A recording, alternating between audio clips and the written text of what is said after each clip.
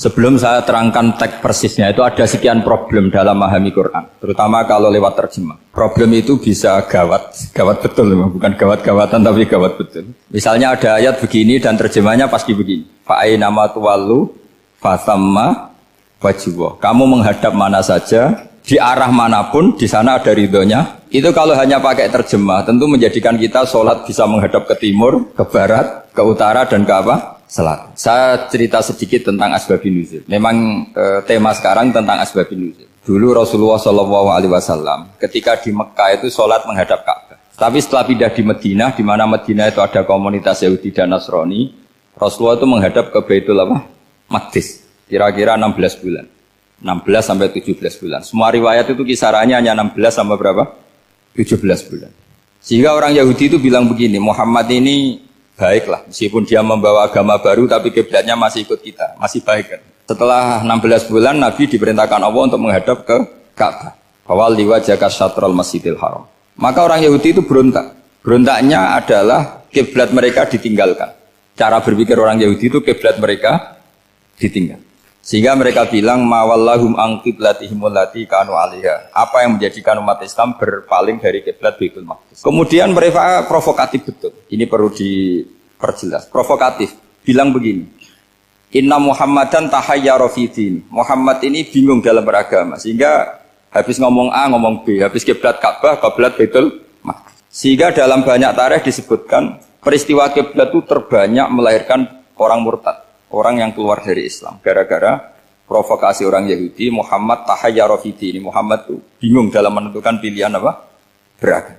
Kemudian walhasil singkat cerita akhirnya Nabi itu madhep Ka'bah. Apa yang terjadi mukjizat itu adalah bahwa agama ini agama yang mewakili semua agama sebelumnya yang masih orisinil. Yaitu Nabi akhirnya berargumentasi Ka'bah adalah kiblat yang asli, yang lebih tua. Terus mereka tanya, buktinya apa? Dijawab oleh Quran, fihi ayatum bayyinatum maqamu apa? Ibrahim. Ka'bah bukti tertua adalah di situ ada makam Ibrahim. Makam itu jejak kaki. Ya kalau bahasa Indonesia makam itu kuburan. Kalau dalam bahasa Arab makam itu jejak apa? Jejak kaki. Sehingga diketahui oleh sejarah dibuktikan di situ ada jejak kaki siapa? Nabi Ibrahim. Sementara nisbatnya Baitul Maqdis itu adalah kepada Nabi Musa dan Nabi Harun. Yang ini adalah turunan dari Nabi siapa? Ibrahim. Hikmahnya apa? Begini, sebagai bukti bahwa Baitul Maqdis pernah menjadi poros Islam atau poros Tauhid, maka Nabi Muhammad pernah disuruh menghadap ke Baitul Maqdis.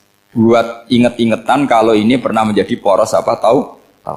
Tapi tetap tua-tuaan masih tua apa? Nah, kenapa tua Ka'bah tadi?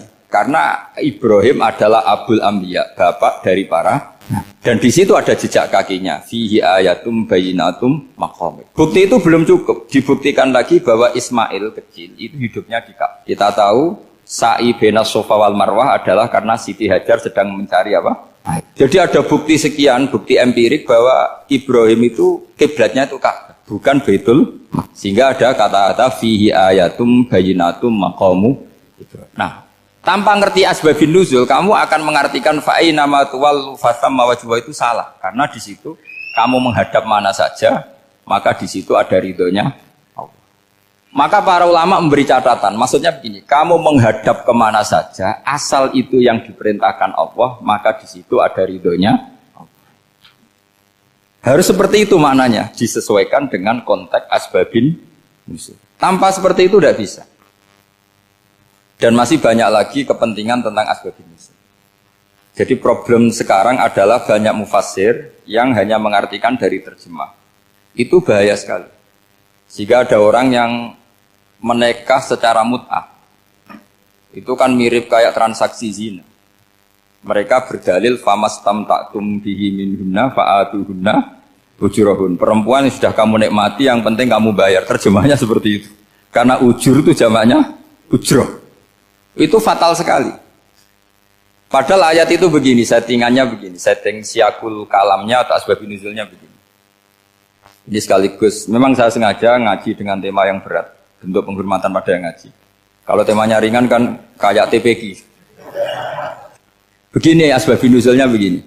Wal muhsanatu minan nisa yang awal juz 5 itu, ya kita santai aja, yang awal juz 5 itu sebetulnya maktuf, diatafkan pada ayat hurrimat alaikum ummahatukum wa banatukum wa akhwatukum wa ammatukum wa kholatukum wa banatul akhi wa banatul ukhti. Jadi perempuan yang haram dinikah itu ada 7. Yang faktor nasab, yaitu siapa? Ibu, putri, saudara putri, bulik dari bapak, amah itu bulik dari bapak, kholah itu bulik dari ibu, keponakan dari saudara lelaki, keponakan dari saudara perempuan. Ini disebut haram karena nasab gen.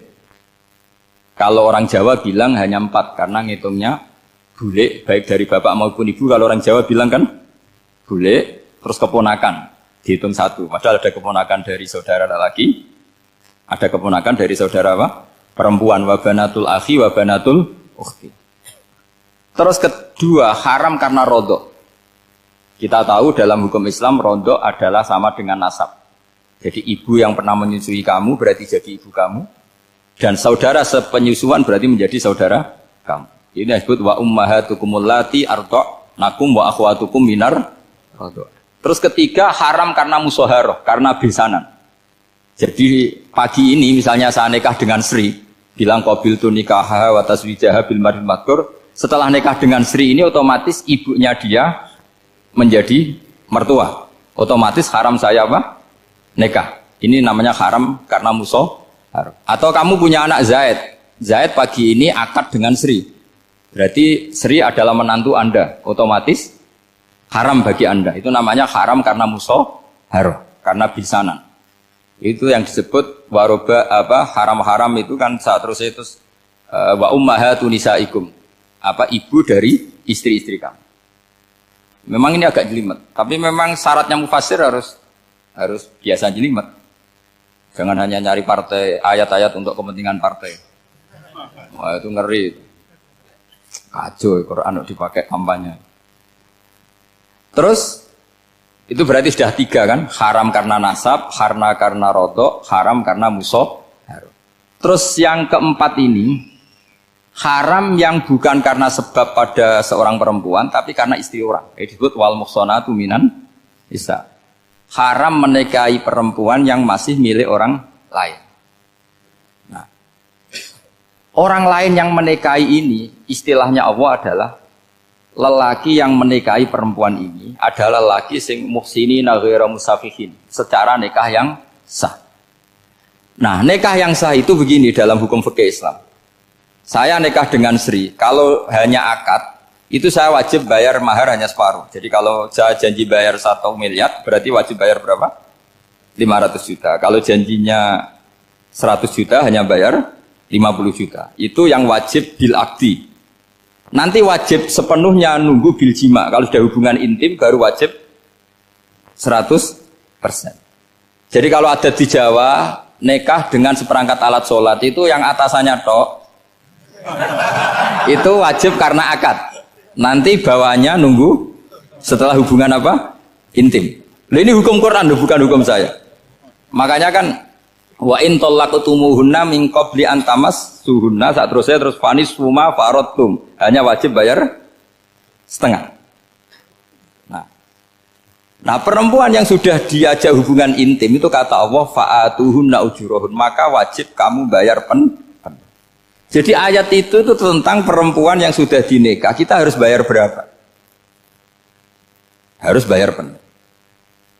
Ini penting saya utarakan. Nah, problem kita sebagai orang Indonesia, ini juga problem Pak On, problem semua kiai. Mahar di Indonesia itu nggak bisa dibahas di Quran. Karena keterlaluan, kecilnya itu keterlaluan. Saya ini kan kiai, sering ngakatkan itu sampai bosan, seperangkat alat sholat itu ngawur sekali. Ini mbak-mbak harus nggak mau gitu. Saya provokasi minimal itu ya berapa? 100 juta berapa? Pantasnya berapa? Pantasnya berapa? 10 gram itu berapa nilainya? Kan 1 gram 500.000 baru 5. Ya sudah mendingan itu 10 gram. Quran itu bayangannya gini sambil latihan, yang hafal-hafal biar latihan. Jangan dapat beasiswa karena hafal tapi nggak jelas juntrungannya. Quran itu bayangannya gini, ini nggak mungkin Quran ini bisa dibaca di Jawa. Wa in aradtum istibdala zawji makana zawji wa ataitum ihdahunna qintaran fala ta'khudhu minhu syai'a. Jika kamu nikah sama seorang perempuan, kemudian kamu cerai, maka mahar yang sudah kamu berikan jangan ambil lagi. Karena mahar di Arab itu mahal 100 juta, kadang mobil Alphard, kadang GMC. Sehingga setelah menceraikan tuh kebayang menarik. Kok enak dulu saya memberikan itu kan dapat servisnya. Sekarang sudah saya cerai, saya tarik. Kalau mahar di Indonesia kan seperangkat alat sholat. Jadi gak kebayang ada kalimat fala ta'khudhu minhu saya jangan ambil lagi. Kebayang ngambil aja enggak? Apalagi kalau nikahnya sudah 2 tahun kan sudah lusuh, sudah. Tapi kalau di Arab itu kebayang karena mahal. Makanya orang Arab suka nikah orang Indonesia karena murah.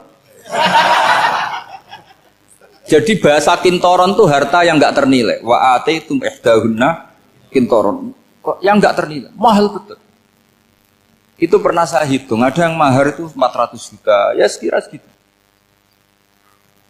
Nah makanya setelah dicerai, Allah memperingatkan setelah kamu kasihkan, ya jangan minta lagi. Kenapa kepikiran minta? Karena jumlahnya besar. Kalau di Indonesia kepikiran nggak minta, ya? Nggak kepikiran, saking kecilnya.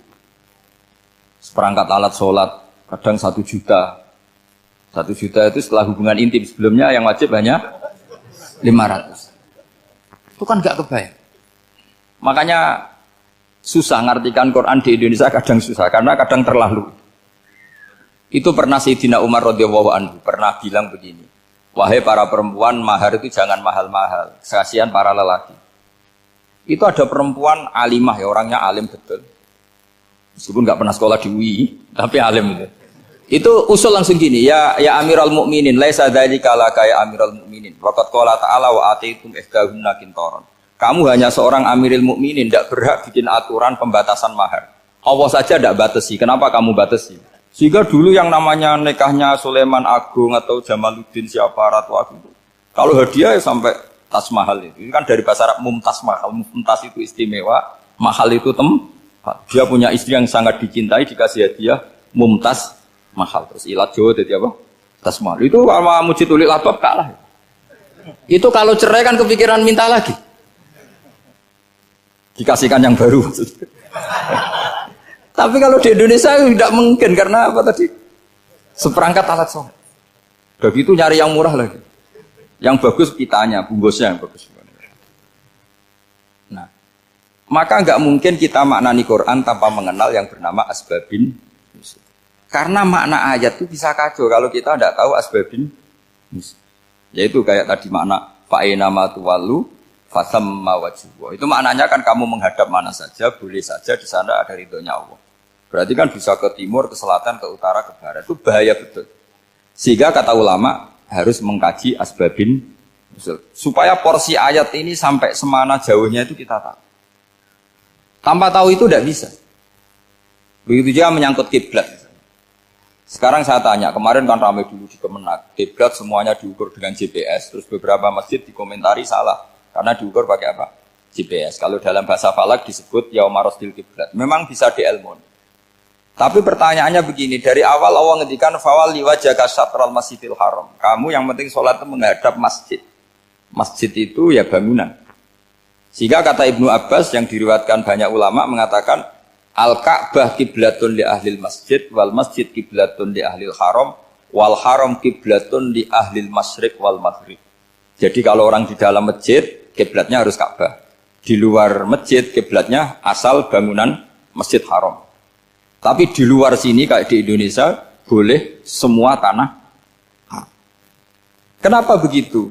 Kata Ibnu Abbas karena Quran turun bilisanin Arabiyyin mubin. Jadi kalau orang Jogja kalau mau ke Jakarta arahnya kemana? Barat. Itu sebetulnya ketika Anda ke barat itu persis Jakarta apa bisa saja pasnya itu Pangandaran. Tapi orang itu akan bilang kalau ke barat ya ke Jakarta. Meskipun presisi Anda tepatnya di Pangandaran. Nah kiblat seperti itu, asal orang menghadap ke barat itu orang sudah bilang ke kiblat. Gak usah sedetail misalnya harus pas Ka'bah. Saya pernah debat sama tim ahli Kemenak. Gak bisa Gus, sekarang ada GPS harus tepat Ka'bah. Terus saya bilang gini, kalau teori Anda benar, berarti semua masjid luasnya maksimal 16 meter. Ka'bah itu luasnya hanya 16 meter. Berarti Masjid Ulil Albab yang pojok sana sama pojok sana, kira-kira itu ya sudah tidak kena Ka'bah. Kalau harus tepat, Ka'bah itu kan diameternya hanya 16 sampai 18 kalau nggak salah. Berarti semua masjid kalau ingin tepat Ka'bah harus pas 16. Kalau terlalu luas pilihannya harus cekung. Kan jadi aneh. Makanya saya itu sering Pak, dulu saya ini biasa debat fikih. Kalau di tradisi pesantren namanya Basul Masail. Saya punya teman yang paling kurang ajar, yang paling saya kenang dalam sepanjang sejarah. Dulu itu kalau debat fikih itu ya seru. Kalau aturan fikih kan gini, soft paling baik itu kan soft pertama. Baru kedua, baru ketiga. Yang paling keren kan soft awal, soft. Terus teman saya bilang gini Pak, ya kalau gitu gini aja Gus, desain masjid itu memanjang utara selatan. Biar semuanya soft awal. Gara-gara didesain begini kan ada soft 2, soft 3. Apa susahnya? Kita bikin mulai awal supaya masjid itu memanjang utara apa? Selatan. Supaya semuanya soft awal. Ya kalau ada hukum ya diimplementasikan dalam desain bangunan katanya. Jadi. Itu kan kacau. Terus akhirnya saya jawab, lalu setelah begitu yang paling afdol siapa? Yang dekat imam. Ya sudah, bikin cekung saja kalau gitu. Artinya gini ya, beragama itu yang sehat. Jadi beragama itu berdasar riwayat. Berdasar riwayat, pernah ada ulama yang ngitung Madinah menghadap Ka'bah itu ya tidak pas. Pernah dihitung pakai GPS. Kiblat Madinah ke Ka'bah itu ya tidak pas. Tidak seperti yang pernah dianjurkan Kemenak. Karena apa? Agama ini ngikuti bilisanin Arabiyyin mungkin seperti jenengan gini. Semua ini istilahnya apa? Menghadap Gus Bah. Padahal ada yang agak sana, agak sana. Semuanya ngaji sama siapa Gus Bah? Ya sudah. Istilahnya bertatap muka. Memangnya kita benturan. Ini bahasa. Jadi seperti ini semua namanya apa? Berhadap. Padahal ada yang agak samping, agak samping. Ka'bah juga gitu. Sebenarnya tidak se-ekstrim yang dibayangkan orang-orang. Cuma kalau bisa tepat, ya kita harus tepat. Tapi tetap saja tidak perlu 16 apa? Meter. Fa'aina ma tuwallu fathamma wajhuhu itu artinya menghadap. Menghadap itu menghadap arah. Makanya Allah tidak dawuh fawalli wajhaka nahwal Ka'bah tapi fawalli wajhaka syatrul Masjidil Haram. Jadi ini penting saya utarakan supaya kita familiar dengan istilah-istilah Quran. Istilah Quran itu gampang sebenarnya. Kalau kita kaji itu gampang. Problem kita tidak pernah mengkaji. Jadi semuanya asing. Kalau kita mengkaji itu gampang sekali. Saya punya sekian cerita betapa pentingnya mengkaji Quran. Harun ar-Rasyid itu dinasti Bani Abbasiyah. Itu pinter sekali. Ada seorang ustadz yang agak ekstrim. Itu datang ke Harun ar-Rasyid. Ya Amirul Mukminin, inni nasihun laka famusaddidun alaika. Fala tajidanna alayya fi nafsika syai'an. Saya mau nasihati kamu tapi saya mohon jangan masukkan hati. Karena nasihat ini penting. Tapi saya akan keras, vulgar. Akan keras, kritik saya akan keras karena Anda sebagai Amirul Mukminin tidak pedes. Apa kata Amirul Mukminin Harun ar-Rasyid? Uskut ya Ustadz. Nah, sebagai riwayat uskut ya jahil, kamu itu Ustadz bodoh, tidak usah banyak omong. Terus kita, kenapa saya bodoh? Terus dibacakan ayat faqula lahu qaulal layyinal la'allahu yatadzakkaru aw yakhsha. Inna Allaha ta'ala qad arsala man huwa khairun minka ila man huwa syarrun minni. Wa ma'adzalika qala ta'ala faqula lahu qaulal layyin. Allah pernah menugaskan seorang yang lebih baik ketimbang kamu, yaitu Musa dan Harun. Musa dan Harun adalah seorang nabi. Kepada orang yang lebih buruk ketimbang saya, yaitu Fir'aun. Itu saja etikanya faqula lahu qaulal layyin. Kamu kalau ngomong yang halus, yang baik, yang berperadaban, kok kamu sama saya mau kasar? Akhirnya ustadznya ternyata pinter kamu, yes pinter aku. Jadi semudah itu. Allah itu menugaskan orang yang lebih baik ketimbang kamu, yaitu Nabi Musa, kepada orang yang lebih buruk ketimbang saya, yaitu Fir'aun. Itu saja ada etikanya. Kok kamu sama saya mau tambah etika? Mau main kasar hanya karena kamu merasa nasihat Anda benar? Jadi gampang sekali memahami Quran. Tapi lagi-lagi memang bagi ahlinya. Tapi ini saya bantu supaya sampean jadi ahli apa? Quran. Meskipun ngajinya sebulan sekali. Sudah sebulan sekali tidak punya kitabnya, sudah. Jadi ulama dulu kalau belajar Quran itu gampang sekali. Saya berkali-kali cerita, yang kitab saya baca di rektorat namanya Syajaratul Ma'arif. Itu kalau cerita bikin judul itu enak sekali. Babuna fil ibad bikulil bilad. Bab seseorang di mana saja hidupnya harus bermanfaat. Terus dalilnya itu hanya mengutip makalahnya Nabi Isa, wa ja'alani mubarakan ainama kuntu. Ciri utama seorang nabi apa? Saya di mana-mana adanya berkahi orang lain. Jadi berkah bagi orang lain. Maksudnya tidak jadi problem bagi orang lain. Artinya kamu hidup entah di Jogja seperti Pak Ono orang Jember, saya orang Rembang. Hidup di Jogja manfaat, di Jember ya manfaat, di mana-mana manfaat. Saya pernah di Korea seminggu ya manfaat. Saudara kita TKI yang di Korea ya manfaat, di sana bikin masjid, bikin apa. Karena ngendikane Allah menceritakan Nabi Isa siapa? Wa ja'alani mubarakan ainama kuntu. Saya adalah orang yang di mana-mana berkah. Artinya manusia eksistensinya harus seperti itu, hidup di mana saja berkah. Gampang sekali memahami Quran. Pernah Imam Syafi'i ditanya, kalau kamu nggak kehilangan air atau nggak ada air di satu daerah, cari-cari dulu sampai nggak ketemu. Setelah nggak ketemu air, baru kamu boleh tayam. Imam Syafi'i ditanya, apa dalilnya harus mencari dulu? Kalau nggak ada air ya langsung tayamum saja. Kenapa harus nyari-nyari dulu? Jawabnya Imam Syafi'i itu gampang sekali. Qala ta'ala falam tajidu ma'an. Kemudian kamu tidak menemukan air. Di mana-mana tidak menemukan setelah mencari. Kalau belum mencari namanya tidak tahu. Kan ayatnya kan falam tajidu ma'an. Kemudian kamu tidak menemukan air. Tidak menemukan tuh nyari dulu apa langsung ambil sikap? Nyari dulu baru kesimpulannya tidak ketemu. Kalau belum pernah nyari namanya tidak tahu. Segampang itu ulama dulu memahami Quran karena konstruksinya utuh. Yaitu mereka tahu betul bahwa Quran itu bilisanin Arabiyim. Ketika Futuhat Syam. Syam dulu itu dikuasai tentara Romawi. Era Sayyidina Umar Futuhat. Yerusalem dikuasai tentara Islam. Itu awal Sayyidina siapa? Umar radhiyallahu anhu.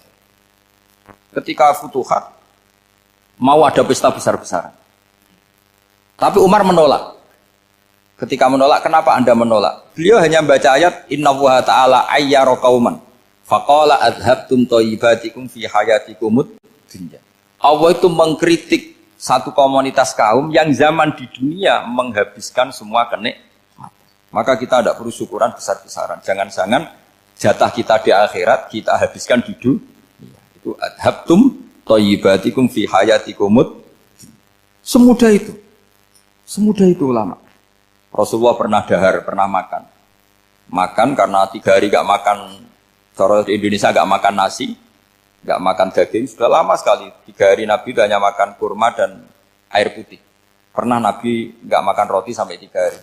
Kalau Indonesia mungkin gak makan nasi. Di hari ketiga, ada sahabat yang berbaik hati, Nabi disembelihkan kambing, dipotongkan kambing, Nabi disuruh dahar. Itu baru dahar setengah piring, Nabi berhenti. Ketika ditanya, setengah piring itu kan sudah kuat. Untuk sholat, untuk apa sudah kuat. Ditanya, ya Rasulullah kenapa berhenti? Bukankah engkau tidak makan ini 3 hari? Nabi menjawab, walatus alunna yauma idzin anin naim. Semua nikmat yang saya rasakan nanti ada pertanggungjawabannya. Makanya saya tidak ingin banyak-banyak. Wah itu kalau diterapkan di sini nggak populer. Makanya saya tahu gayanya ngaji Quran itu nggak siap dengan konsep-konsep Quran ini. Jadi segampang itu orang dulu. Nah karena apa ya itu tadi. Mereka tahu asbabun nuzul. Quran itu diturunkan dalam konteks apa. Lafaz ini arahnya kayak apa. Mutlak muqayyadnya kayak apa. Muhkam mutasabihnya kayak apa. Nasah mansuhnya kayak apa. Nah sedikit saya cerita ini mungkin contoh terakhir. Supaya agak lama-lama. Nanti bingung kalau lama. Yang bingung ya saya. Bingung cara memahamkan. Jadi kalau guru itu kan bingung cara memahamkan. Kalau murid bingung cara memahami. Nggak tahu tingkat kebingungannya sama. Kalau guru itu bingung cara memahamkan. Kalau murid bingung cara. Jadi ini pertemuan 2 kelompok bingung. Yang satu bingung cara memahamkan. Yang satu bingung cara. Kalau orang ekstremis bingung cara merusak suasana. Itu nggak benar itu. Ada loh. Rasulullah itu nabi. Itu paling pusing yang ngadepi orang-orang yang ekstrem. Karena apa? Cara berpikir itu lompatannya itu nggak tertib. Jadi Nabi itu cara berpikir itu kecerdasan nubuah. Sementara orang ekstrim cara berpikir itu kecerdasan nafsu. Bukan kecerdasan manusia. Kalau manusia masih baik nafsu. Misalnya begini, kalau dalam tradisi nubuah itu. Saya dengan Pak Anu berteman lama. Mulai tahun 2000 berapa. Itu kalau Pak Anu bertamu ke saya, harusnya tidak usah tak kasih makan. karena sudah dekat. Tapi kalau kenalan baru itu dikasih makan, disangoni. Jadi Nabi itu perilakunya agak unik. Akhirnya ada orang yang cara berpikir itu dangkal. Ya Rasulullah ini tidak fair. Yang iman lama tidak diservis, yang iman baru diservis. Cara berpikir Nabi begini. Orang Ansor itu kan sering memberi Nabi. Perjuangannya Nabi ditopang orang apa? Ansor. Donatur lah, kira-kira orang Ansor itu donatur. Donatur itu keren. Karena donatur itu artinya al-yadul ulya khairum minal yadis. Sehingga ketika Nabi sudah menguasai negara, menguasai Mekah Madinah, sudah futuhat. Itu orang Ansor tetap gak diservis. Yang diservis Nabi itu orang-orang baru masuk Islam, disebut wal mu'allafati qulubuhum atau Islam mu'allaf. Ada 1-2 orang yang protes, tentu yang gak pinter. Tukang protes pasti tidak pinter. Wong iskal-iskalnya sendiri, otaknya gak sampai-sampainya sendiri, orang lain disuruh jawab. Makanya di sini tidak ada tanya jawab, nanti iskal-iskal kamu sendiri, bingung-bingung kamu sendiri, saya disuruh jawab. Berarti Gus Pak gak mau ditanya, ya memang gak mau, karena tadi jawab sendiri aja, nanti pinter sendiri, kapan-kapan pinter sendiri. Akhirnya tanya begini, cara tanya gini, ya Rasulullah, ini gak fair.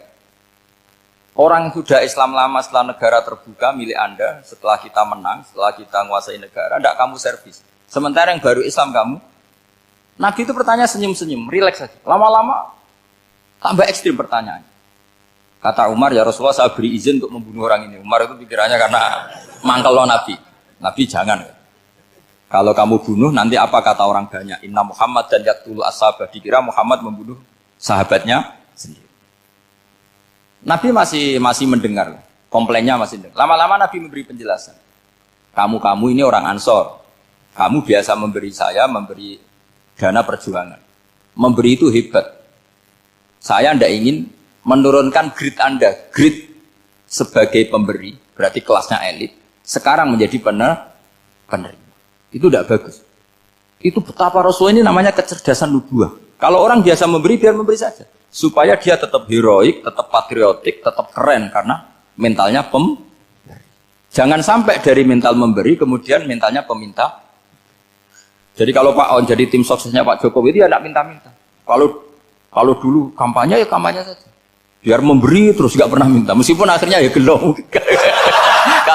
Tapi Nabi dulu tidak gitu. Jadi orang Ansor itu nggak pernah diservis. Padahal jasanya kayak gitu. Supaya kelasnya tetap kelas elit, yaitu pemberi, penanggung jawab.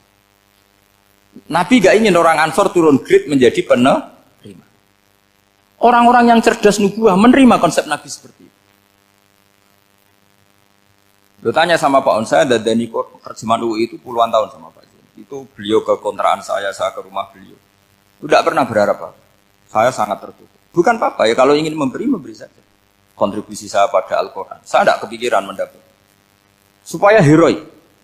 Tapi orang-orang yang cerdas amatir tadi, ini nggak fair. Wong yang memberi lama kok dapat servis sedikit. Nah, sekarang itu problem zaman akhir sudah mulai seperti itu.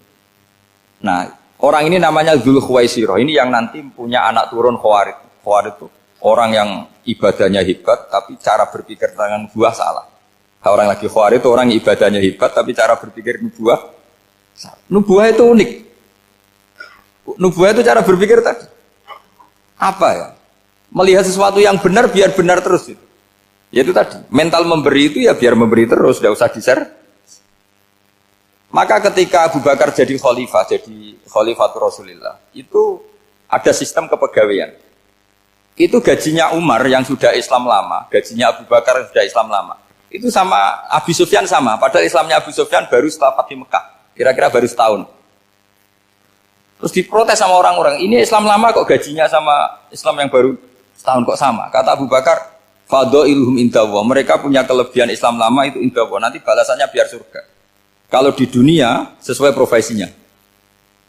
Artinya profesi kalau penjaga kantor ya berapa, kalau dosen berapa, pokoknya ya sudah. Dan itu diterima oleh sahabat. Semuanya nerima konsep itu. Era Umar agak dibalik. Abu Sufyan kira-kira gajinya 1 juta, yang lainnya yang menangi Nabi mulai awal gajinya 10 juta. Ditanya, ya Umar, kenapa ini jadi rubah seperti kebijakan Abu Bakar, tidak seperti Abu Bakar? Jawabnya Umar lucu. Fa la usawwi baina man qatala Rasulullah wa baina man qatala ma'a Rasulillah. Demi Allah saya tidak akan pernah menyamakan orang yang dulu merangi Rasulullah yaitu Abu Sufyan dengan orang sing selawase dari anak Rasulullah yaitu Sayyidina Ali dan sebagainya. Ini penting. Artinya ketika gajinya orang saya seperti Ali radhiyallahu anhu itu tinggi itu bukan karena lamanya Islam, tapi karena lamanya iman.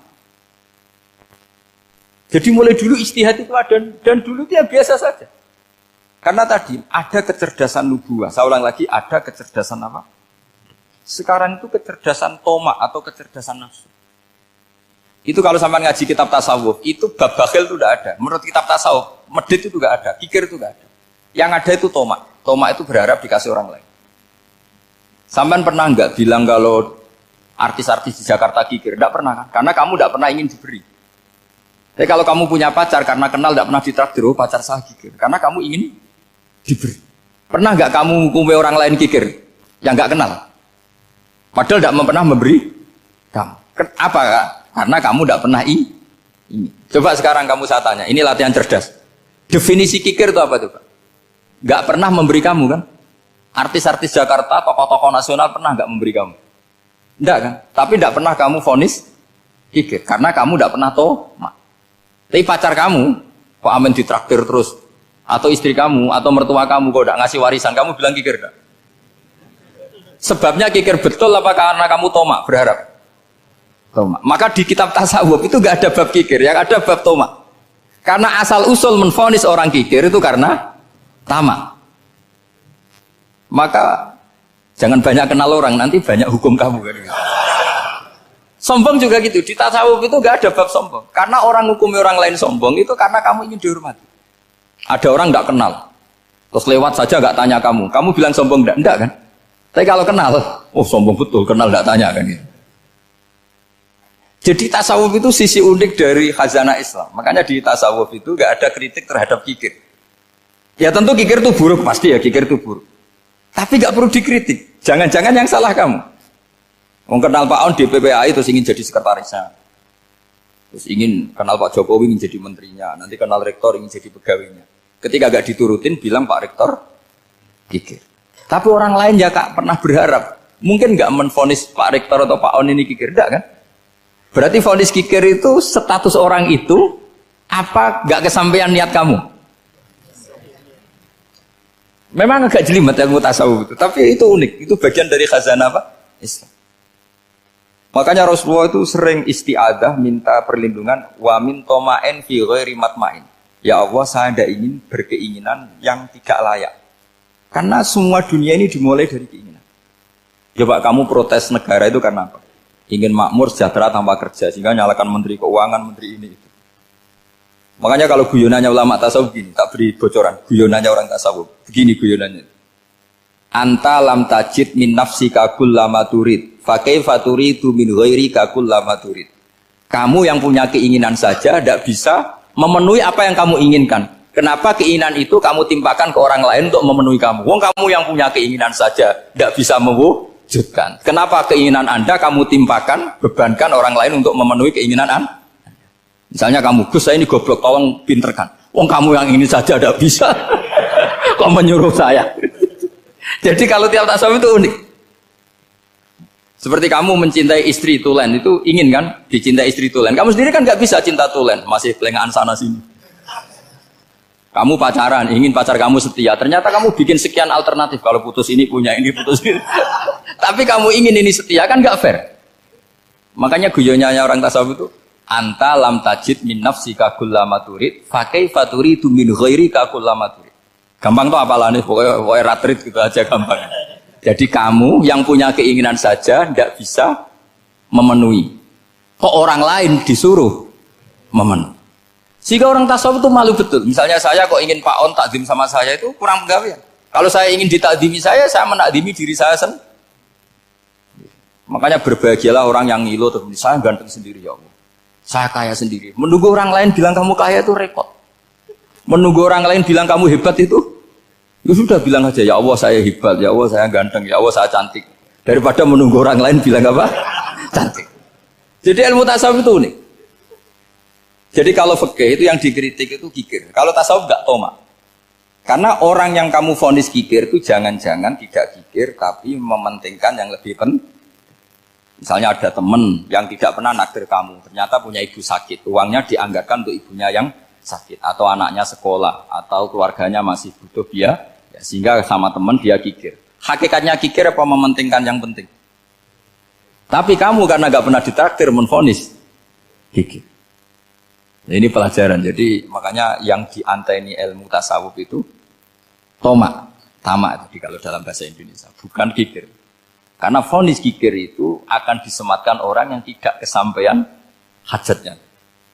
Makanya bapak saya itu, keluarga kiai itu ajarannya itu.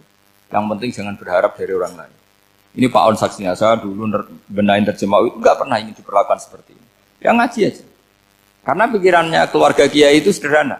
Kalau ngamal ya ngamal saja. Ngamal itu heroik. Makanya buyut-buyut kita semua ini kan pahlawan semua. Membela negara Indonesia jadi merdeka. Ya nggak pernah kebayang jadi presiden, menteri.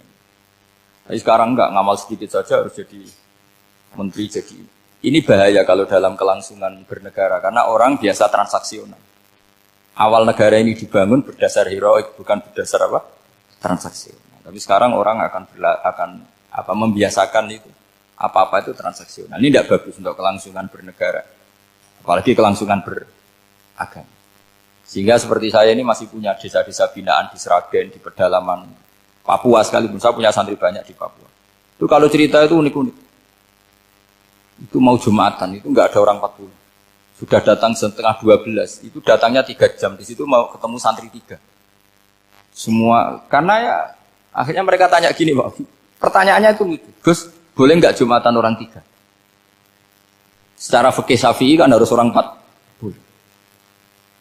Kemudian mereka tak bilang buat sholat duhur saja. Mereka nggak mau. Wong Jumat kok duhur. Harinya kan Jumat, masa sholatnya? Sehingga kita yang jadi kiai akhirnya nyari fikul madzhabil arba. Nyari fikih madzhab 4. Ternyata Imam Malik membolehkan orang 6. Ada yang bilang 12. Yang penting keceluk jamun itu kelompok. Kalau 3 kan belum keceluk apa? Belum disebut apa? Kelompok. Ini penting saya utarakan supaya kita berjuang itu bukan karena service seperti ini kayak di Ulil Albab, masjidnya keren, kampus swasta tertua, terus termasuk nomor 1, 2 di Indonesia. Oke, kita syukur dengan kebesaran UI. Tapi yang namanya dakwah itu menjadikan orang tidak tahu menjadi tahu, termasuk kepada desa-desa tertinggi. Sama. Yang namanya menteri itu pembantu presiden untuk memenuhi kebutuhan rakyat banyak. Sekarang misalnya menteri pertaniannya itu hebat, cerdas, tapi petani nggak mau nandur padi, mau apa itu? Coba yang membantu ketahanan pangan itu para petani mau nanam padi apa karena menteri pertanian? Karena petani mau nanam. Ya sudah GR saja, kita pembantu presiden semua. Karena ikut menyumbangkan ketahanan pangan. Tapi kamu kan nggak digaji, kita keren, ngamal tanpa harap gaji. Ini penting supaya Anda itu nggak hati kecil gitu. Ikut menyumbang negara tanpa ingin dapat gaji. Keren nggak? Nah, itu nubuah. Apa? Nubuah. Orang Ansor itu seperti itu. Sehingga ketika Rasulullah wafat dan ada kompetisi kepemimpinan, itu orang Ansor gak ikut. Sudah kita makmum saja, silahkan dibagi di saking baiknya orang Ansor. Terima kasih sudah menyaksikan. Jangan lupa like, komen, dan subscribe. Semoga kebahagiaan selalu menyertai kita semua.